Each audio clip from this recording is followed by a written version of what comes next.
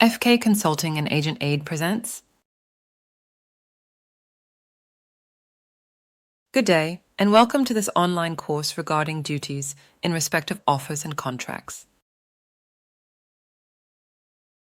This section is extracted from the relevant regulation as mentioned in your booklet and corresponds with Section 34(3).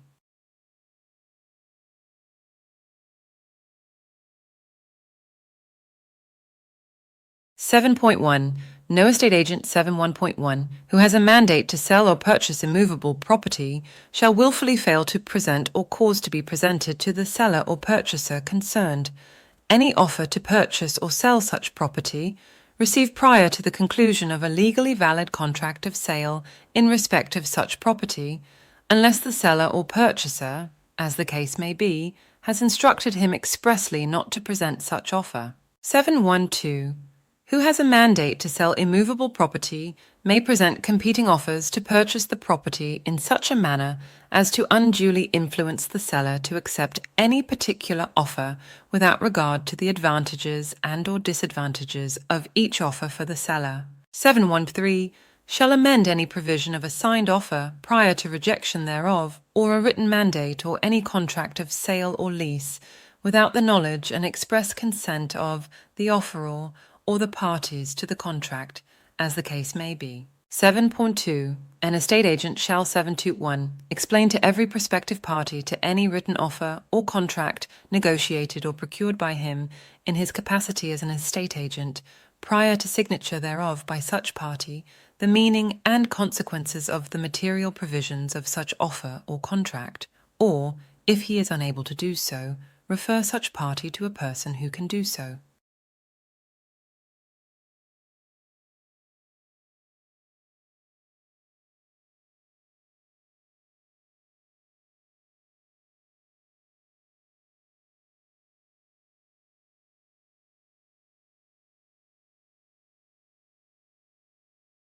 7.2.2. If he knows that an offer submitted by him as an estate agent to any party has been accepted or has not been accepted forthwith, notify the offeror of such fact. 7.2.3. Without undue delay, furnish every contracting party with a copy of an agreement of sale, lease, option, or mandate with which he is concerned as an estate agent, provided that the aforegoing shall also apply in respect of an offer to purchase or lease if the offeror specifically requests a copy thereof. Important notes on this section. Any bona fide written offer received must be presented to the seller unless you have been specifically requested not to present it. If you have an offer to buy presented to you by a buyer, you have to present it to the seller, even if you don't think they will accept it.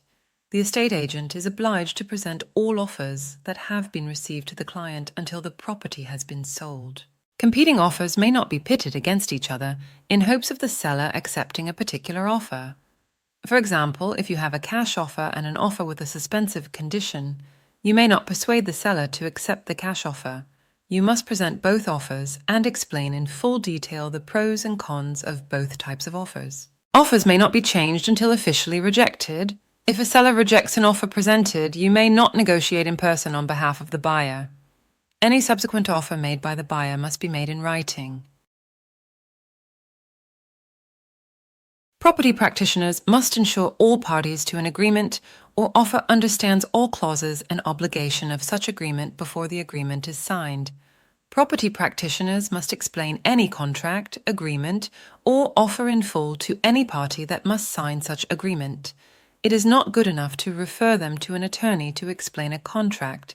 The estate agent must know and understand all clauses in any relevant agreement themselves and explain it to clients themselves.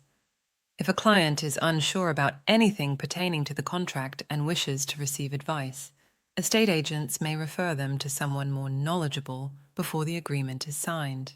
Any acceptance or rejection of an offer must be made known to the offerer. If a seller accepts an offer made, the estate agent must inform the buyer without delay of the acceptance of such offer, even if you know there may be a better offer on the way that is not yet a bona fide offer. The client whose offer was accepted first must be given a fair chance. Property practitioners must provide the fully signed versions of any agreement or contract or offer to all parties of the agreement.